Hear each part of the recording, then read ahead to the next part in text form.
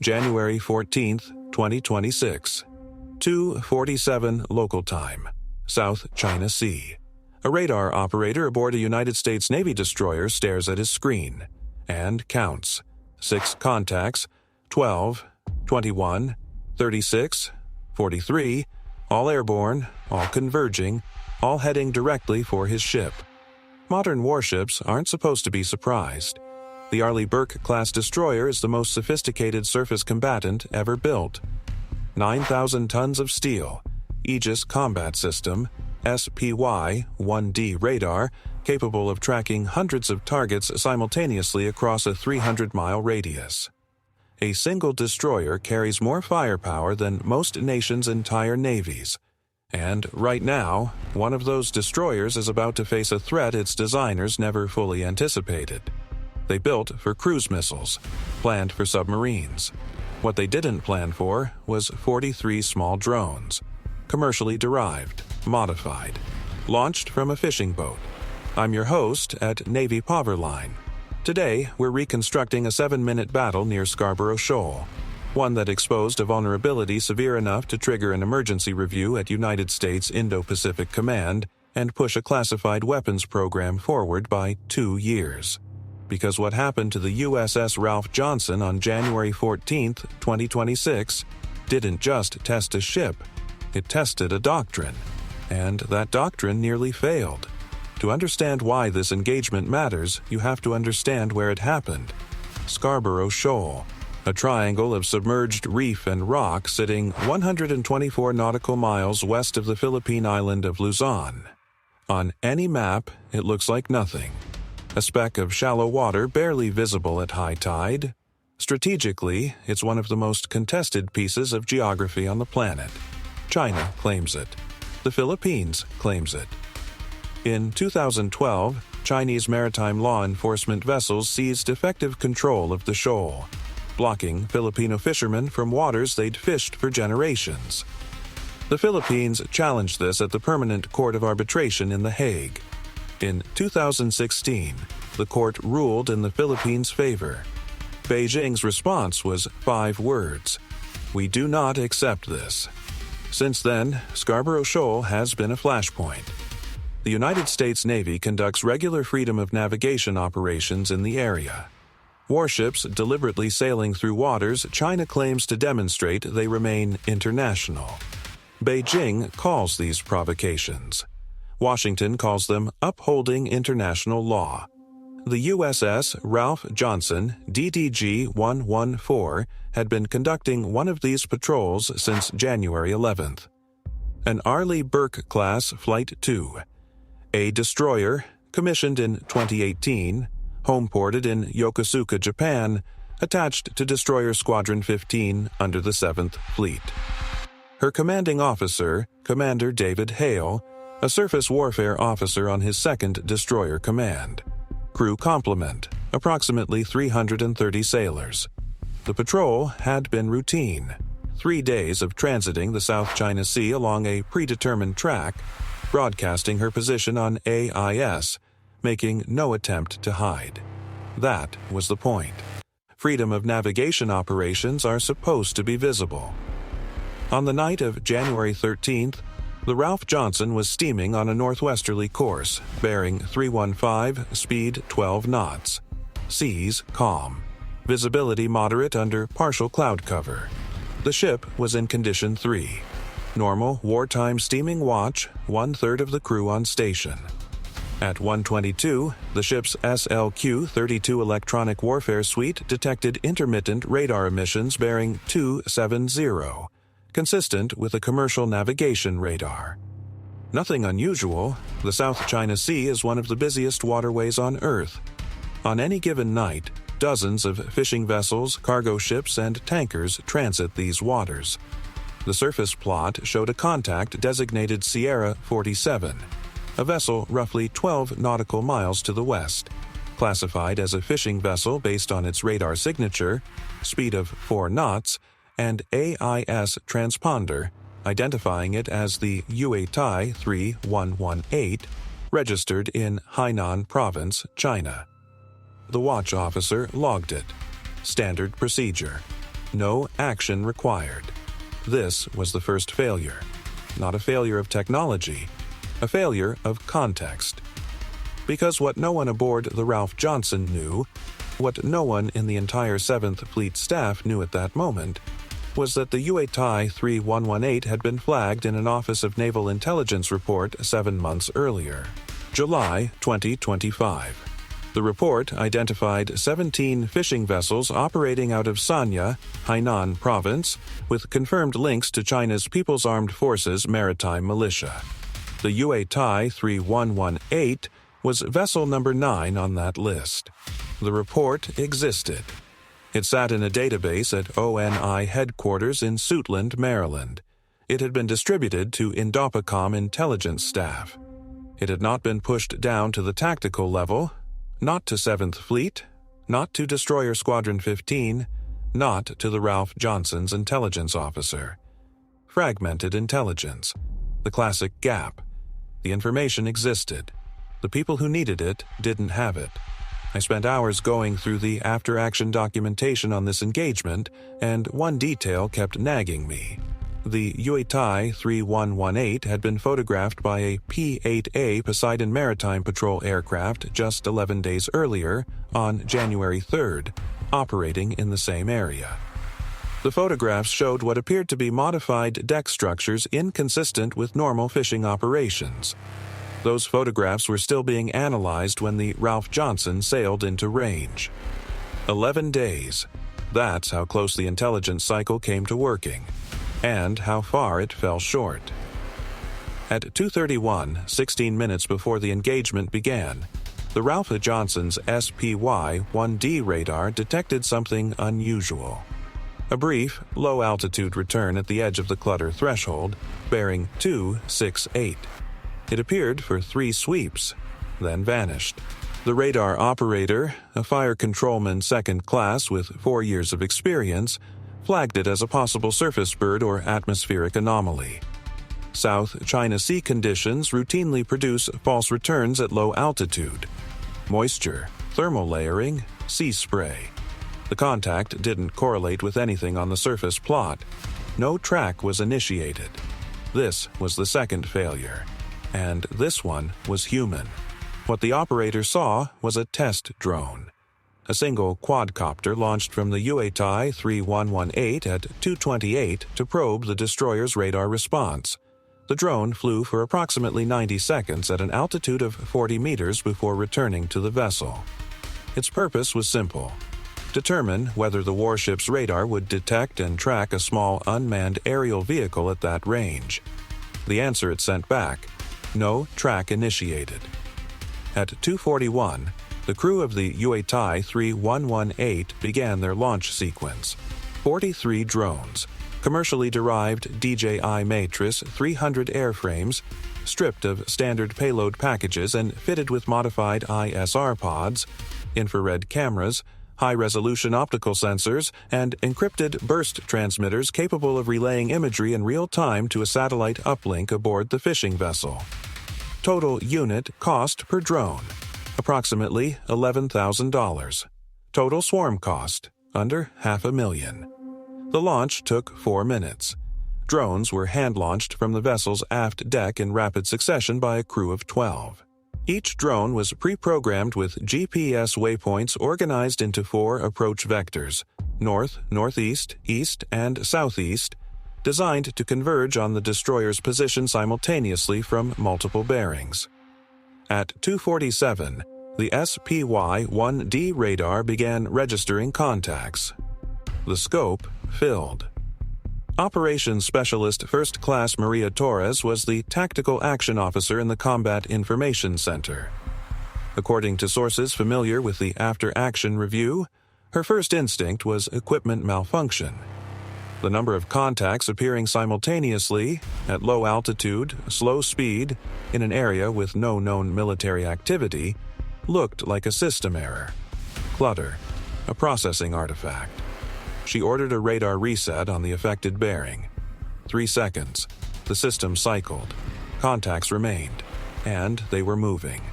Torres keyed the intercom. Teo to CO.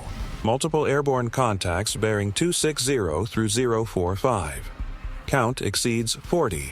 Low altitude, slow speed. Classification unknown. Recommend general quarters. Commander Hale was in his stateroom. He reached CIC in 90 seconds. By the time he arrived, the contact count had stabilized at 43, organized into 4 distinct approach vectors, all converging on the ship's position. Range, closing through 6 nautical miles. Speed, approximately 50 knots. Altitude, between 30 and 60 meters. Hale had less than 4 minutes to make a decision that would define his career. Here's what made this moment so difficult. The contacts didn't match any known threat profile in the ship's combat system database. They weren't cruise missiles. Too slow, too low. They weren't aircraft. No associated radar emissions. No IFF transponder responses. They weren't helicopters. Wrong radar cross-section. The Aegis combat system, designed to process and classify threats at machine speed, was generating a classification code the operators had rarely seen in operational conditions. UNK, unknown. And understanding rules of engagement for freedom of navigation operations in the South China Sea, unknown does not equal hostile. This is the dilemma that keeps surface warfare officers up at night. Engage an unknown contact and you risk an international incident, shooting down a civilian drone, destroying a research platform, killing the crew of a misidentified vessel. Fail to engage a hostile contact and you risk your ship. 330 lives. Commander Hale had 90 seconds to choose. He chose a middle path, one that would prove both right and nearly catastrophic. Set general quarters. Activate Electronic Warfare Suite. Stand by CIWS. Do not, I repeat, do not, engage until classification is confirmed or contacts cross the 3 nautical mile defensive perimeter. The ship went to battle stations. 330 sailors moving through darkened passageways to their combat stations. Watertight doors slamming shut. The 5-inch gun forward training out to the threat bearing. 2 Phalanx CIWS mounts, the 20mm Gatling gun systems that serve as the ship's last line of defense, spinning up to operational speed. 4,500 rounds per minute each. The distinctive whir of the barrels cycling was audible throughout the ship. At 0249, the SLQ-32 Electronic Warfare Suite began active jamming operations. The system targeted the GPS frequencies most commonly used by commercial drone platforms. L1 at 1575.42 MHz and L2 at 1227.60 MHz, flooding the approach corridors with electromagnetic noise designed to sever the link between the drones and their navigation systems. The effect was immediate and partial. 14 drones lost GPS lock within the first 30 seconds of jamming. Their pre-programmed failsafe activated. When GPS signal is lost, return to launch point. These 14 peeled off from the swarm and began flying back toward the UATI 3118. 29 kept coming. One detail that stuck with me from the classified briefing summaries: whoever designed this swarm had anticipated GPS jamming. The remaining 29 drones switched to an inertial navigation backup, a basic but effective system that uses onboard accelerometers and gyroscopes to maintain course without external signals. Less accurate than GPS, but accurate enough to hold a bearing on a 9,000-ton ship at 6 miles. This was not a commercial drone operation. This was a military capability wearing the skin of one. Commander Hale's electronic warfare officer reported the partial jamming success. 29 contacts remaining, still inbound. Range, 4 nautical miles. Time to the 3-mile defensive perimeter, approximately 4 minutes. 4 minutes.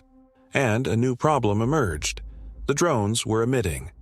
The SLQ-32 detected encrypted burst transmissions from the swarm. Short, high-frequency data packets being relayed back to the UATI 3118 at 15-second intervals. The ship's SIGINT team couldn't decrypt the transmissions in real time, but the pattern was unmistakable. Imagery, intelligence. The drones were already photographing the Ralph Johnson. Every antenna, every radar array, every weapon system visible above the waterline. The intelligence value of that imagery to the People's Liberation Army Navy was incalculable. The exact configuration of a deployed Arleigh Burke-class destroyer's electronic warfare suite, the precise placement of its SPY-1D radar arrays, the modifications specific to Flight 2A variants operating in the Western Pacific. Hale understood this immediately, and it changed his calculus. This was a collection operation disguised as a provocation, and every second those drones flew closer, China's intelligence picture got sharper. Weapons free on all contacts inside the defensive perimeter. CIWS to automatic engagement. All stations, this is not a drill. The first drones crossed 3 nautical miles at 2:52. Analysts had warned about drone swarm threats for years. The Navy had studied the scenarios.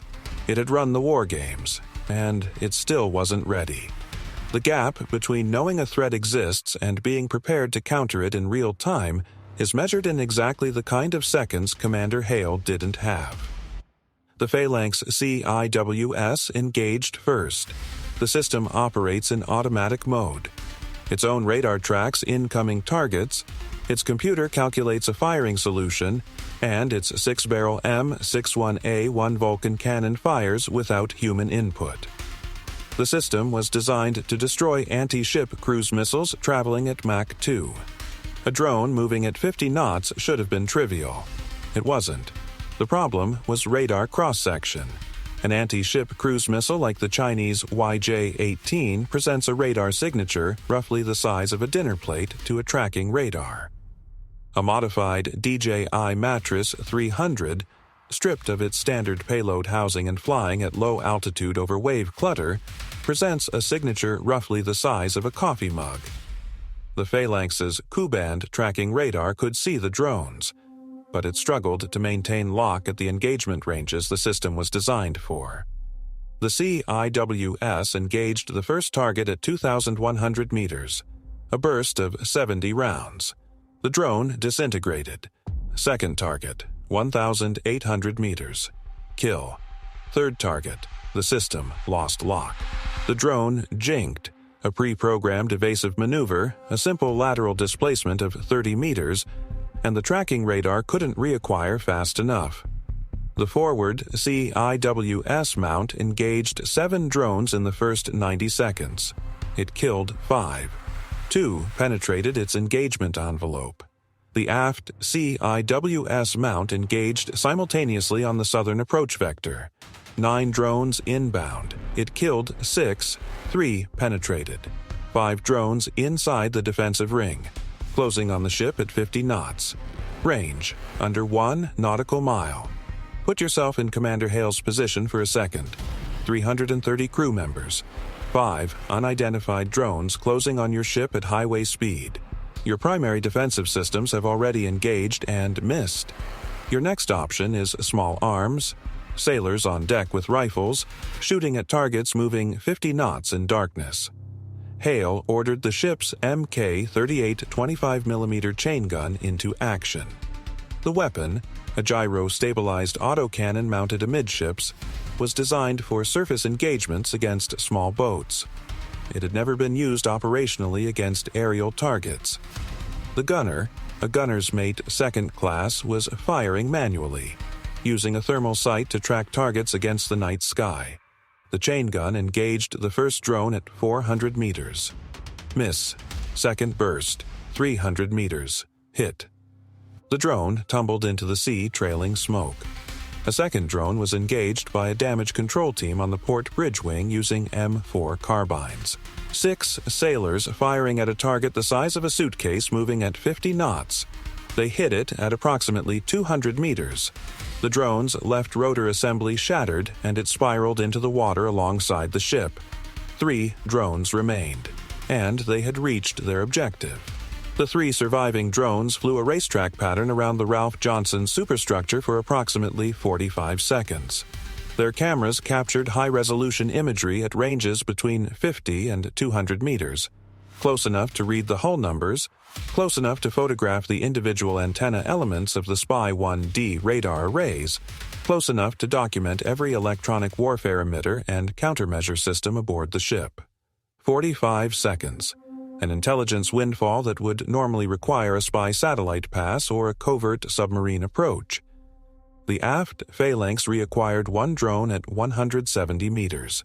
A short burst. Kill. The forward mount tracked a second. It fired, and the burst caught the drone as it crossed above the ship's helicopter hangar. Debris rained down on the flight deck. The final drone was destroyed by small arms fire from the forecastle. A boatswain's mate with an M240B machine gun put a sustained burst into the target at 90 meters. The drone broke apart and fell into the sea forward of the bow. 2:54, 7 minutes after the first radar contact. All 43 drones neutralized or returned to their launch point. The Ralph Johnson was undamaged. No casualties, not a single sailor injured. On paper, it was a victory. Commander Hale's crew had faced an unprecedented threat and eliminated it using electronic warfare, automated weapons, crew-served guns, and individual marksmanship. In reality, it was a catastrophe. 3 drones had penetrated every layer of the ship's defenses. They had orbited the warship at close range for 45 seconds, collecting intelligence that could compromise the electronic signature of every Arleigh Burke-class destroyer in the Pacific Fleet. And they had done it using commercially available technology that cost less than a new pickup truck per unit. Here's the take that'll probably get us flack. Commander Hale's decision to wait until the 3-mile perimeter was the right tactical call under the ROE he was given. But those ROE were written for a threat environment that no longer exists. The rules of engagement for South China Sea operations were drafted around manned aircraft intercepts and surface vessel encounters. Nobody wrote rules for 40 commercial drones launched from a fishing boat. The gap wasn't Hale's. It was institutional. Within 30 minutes of the engagement, Commander Hale transmitted a flash message to Commander 7th Fleet. Flash precedence. The highest priority short of a nuclear attack warning. The message was brief. It contained 5 elements: time of engagement, nature of threat, weapons employed, result, and an assessment that the swarm was deliberately launched from a vessel associated with China's maritime militia. The response from Yokosuka was immediate. 7th Fleet went to Information Condition Alpha, enhanced intelligence collection posture across the Western Pacific. At 03:15, the Ralph Johnson changed course to intercept the UATI 3118. The fishing vessel was still on the surface plot, 12 nautical miles west, now making 7 knots on a heading toward Hainan Province. Hale faced another decision. Under international maritime law, he had no authority to board a foreign-flagged vessel in international waters without consent, unless it posed an imminent threat to navigation or was engaged in piracy. Launching drones, however hostile in intent, didn't clearly fall under either category. There was no legal framework for this. The Ralph Johnson shadowed the UATI 3118 for 4 hours. A P-8A Poseidon Maritime Patrol aircraft out of Clark Air Base in the Philippines arrived at 4:42 and maintained continuous surveillance. The aircraft's sensors documented the fishing vessel's modified deck structures, launch rails, antenna arrays, and a satellite communications dome inconsistent with any civilian fishing operation. At 7:18, the UATI 3118 entered Chinese territorial waters south of Hainan Island. The Ralph Johnson broke off pursuit. The engagement was over. Its consequences were just beginning. What do you think? Was this an intelligence collection operation that crossed a line? Or exactly the kind of gray zone warfare that China has been perfecting for a decade? Comment your take. Within 72 hours, The engagement report reached the desk of Admiral Samuel Paparo, commander of United States Indo-Pacific Command, at Camp H.M. Smith in Hawaii. According to sources familiar with the briefing, Paparo's reaction was direct. This was the threat we've been warning about, and we weren't ready for it. The problem wasn't that the Navy hadn't studied drone swarms. It had, extensively. The Naval Postgraduate School in Monterey had published over 40 papers on counter-UAS warfare since 2019. The Office of Naval Research had funded directed energy counter-drone prototypes since 2020. The Navy had tested a system called ODIN, Optical Dazzling Interdictor, Navy, aboard destroyers as early as 2021, a laser designed to blind drone optics. The problem was procurement speed. Odin worked in testing. A more advanced system, a high-energy laser weapon capable of physically destroying drone targets, had been in development under a classified program for 3 years. It performed well in controlled conditions at White Sands Missile Range. It passed operational evaluation in September 2025. And then it sat, waiting for a production contract, waiting for budget allocation, waiting for fleet integration scheduling. The system existed. It was proven. It simply hadn't been fielded. The Ralph Johnson didn't have it. No destroyer in the 7th Fleet had it. The most surprising thing about this engagement isn't that China used a drone swarm against an American warship. It's that the Navy had the counter to it sitting on a shelf in New Mexico. Indo-Pacom's after-action review ran for 3 weeks. The classified findings, portions of which were later described to defense reporters by officials speaking on condition of anonymity, identified 4 critical failures. First, intelligence dissemination. The ONI report identifying the UATI 3118 as a maritime militia asset never reached the ship that needed it. The review recommended mandatory push of militia vessel databases to all deployed surface combatants, updated weekly. Second, radar discrimination. The SPY-1D radar, optimized for tracking ballistic missiles and high-speed aircraft, struggled with low-altitude, low-radar cross-section targets in a sea clutter environment. The review recommended software modifications to improve small-target discrimination, a patch that could be deployed fleet-wide within 6 months. Third, CIWS engagement parameters. The Phalanx system's engagement logic assumed targets traveling at high subsonic or supersonic speeds on predictable trajectories. Slow, maneuvering targets with small radar signatures fell outside the system's optimal engagement window. The review recommended firmware updates to the Phalanx's tracking algorithms and expanded engagement envelopes. Fourth, and most critically, the absence of a dedicated counterswarm capability. The review recommended immediate fleet-wide deployment of the classified high-energy laser system that had been sitting in testing. Not next to fiscal year, not after further evaluation. Now. Admiral Paparo endorsed the recommendation. The Secretary of the Navy approved emergency procurement authority under Title 10 Rapid Acquisition Provisions. Within 45 days, the first 4 systems were pulled from the test facility at White Sands and shipped to Yokosuka. By March 2026, every destroyer in Destroyer Squadron 15 had been fitted with the system. The installation required 3 days per ship, removal of a secondary antenna mount, installation of the laser unit and its independent power supply, integration with the Aegis Combat System's target tracking architecture. The Navy didn't announce the deployment. No press release. No congressional notification beyond the classified committees. The first public indication came when commercial satellite imagery analysts noticed unfamiliar equipment mounted on the superstructures of destroyers departing Yokosuka in late March. The diplomatic aftermath was equally quiet. Neither side filed a formal protest. China did not acknowledge the engagement. The United States did not publicly accuse China of conducting a hostile intelligence collection operation against a Navy warship. Both governments had reasons for silence. For China, acknowledging the operation would confirm the existence of weaponized maritime militia capabilities that Beijing has consistently denied. The official Chinese position remains that its maritime militia is composed of patriotic fishermen who voluntarily assist in maritime security.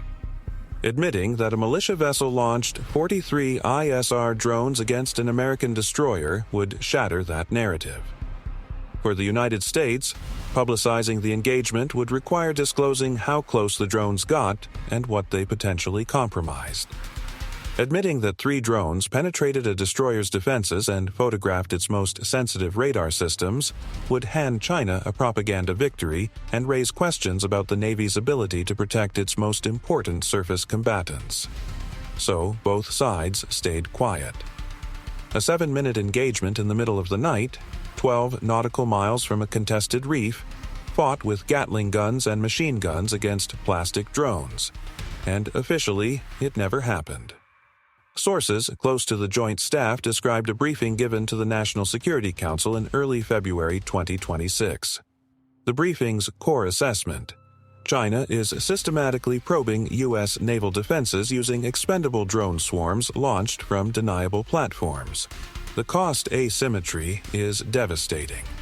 A single Phalanx CIWS engagement, the ammunition, the barrelware, the system maintenance, costs approximately $300,000. The drones it was shooting at cost $11,000 each. For every dollar China spends on swarm drones, the United States spends 27 shooting them down. That's the math that keeps Pentagon planners up at night, because the next swarm won't be 43 drones from one fishing vessel. According to wargame projections conducted at the Naval War College in Newport, a coordinated militia operation could launch 400 to 600 drones simultaneously from a flotilla of 30 to 50 vessels. The current defensive architecture of a single destroyer cannot handle that volume. The counter-swarm laser changes the equation. Each engagement costs roughly the price of a diesel generator cycle, and the system can engage targets at the speed of light with no ammunition magazine to deplete. But the laser has limitations. It's weather-dependent. Fog, rain, and heavy spray degrade the beam. It's power-hungry. Continuous operation draws from the ship's total electrical generation capacity, and it can only engage one target at a time. Against 40 drones, it's effective. Against 400, it needs to be paired with electronic warfare, kinetic systems, and, critically, offensive counter-swarm capabilities that target the launch platforms themselves. We dug through months of Indo-Pacific operational summaries following this engagement, and here's what didn't make the news. In the weeks after the Ralph Johnson incident, the Navy began positioning attack submarines along the maritime militia's known operating corridors in the South China Sea. Not to sink fishing vessels, but to collect intelligence on their communications, track their deployment patterns, and build a targeting database that could be activated in a crisis. The message, delivered through classified channels, was clear. We know which boats you're using. We know where they operate, and in a conflict, they'll be the first things we eliminate. Whether Beijing received that message is unknown. What is known is that maritime militia drone activity in the vicinity of Scarborough Shoal decreased by 70% in the 2 months following the engagement. Whether that was the result of American deterrence or Chinese operational security adjustments, pulling back to avoid further exposure, remains a matter of debate within the intelligence community. Here's the part that doesn't make sense on the surface. China had to know that probing a U.S. destroyer with a drone swarm would provoke exactly this response: accelerated counter-drone deployments, enhanced surveillance of militia vessels, a more aggressive posture in the South China Sea. So why do it? One theory, advanced by analysts at the Center for Strategic and International Studies, the intelligence collected was worth the cost. High-resolution imagery of an Arleigh Burke-class destroyer's electronic warfare configuration is extraordinarily valuable for designing anti-ship missile seekers. If China's next generation of anti-ship cruise missiles can be programmed to recognize and target specific radar emitters based on their physical configuration, The tactical advantage in a conflict scenario is significant. Another theory: the engagement was a test of American response protocols, not just American technology. How fast does the crew react? At what range do they engage? What weapons do they use first? What frequencies do they jam? Each of those answers helps China calibrate its next operation. A third theory, less discussed but arguably most troubling: it was a demonstration. A signal to Indo-Pacific that China can threaten American warships with low-cost, deniable, asymmetric capabilities at a time and place of its choosing, and that the United States has no good response within existing legal and diplomatic frameworks. The UA-Tai 3118 was tracked by satellite imagery to the port of Sanya, Hainan Province, where it docked on January 15th. The vessel has not been observed at sea since. It was either decommissioned, reflagged, or is being held in reserve. The crew has not been identified. Commander Hale completed his freedom of navigation patrol and returned the Ralph Johnson to Yokosuka on January 22nd.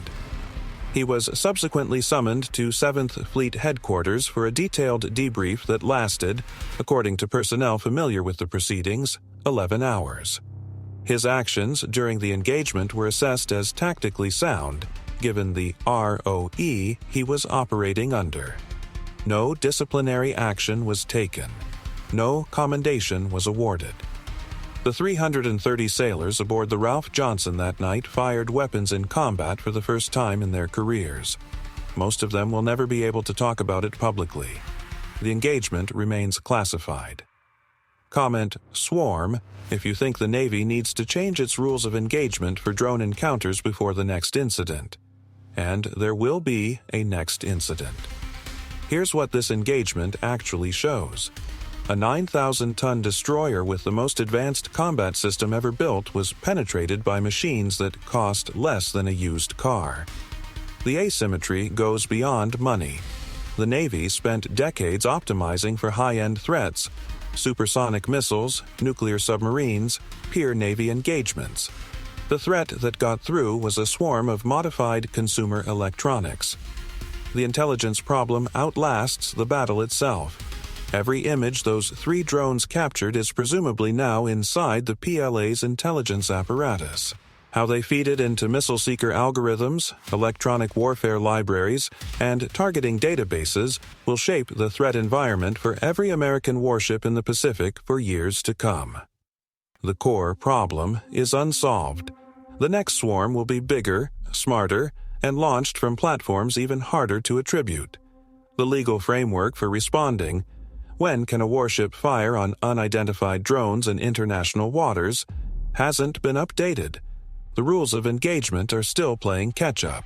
7 minutes, 43 drones, $500,000 worth of hardware against a $2 billion warship. The drones lost, but the math won. And somewhere in Hainan Province, someone is already building the next swarm. If this is the kind of tactical analysis you want to see more of, subscribe to Navy Powerline. We break down the engagements, the doctrine, and the technology that determine who controls the seas, before the rest of the world catches up.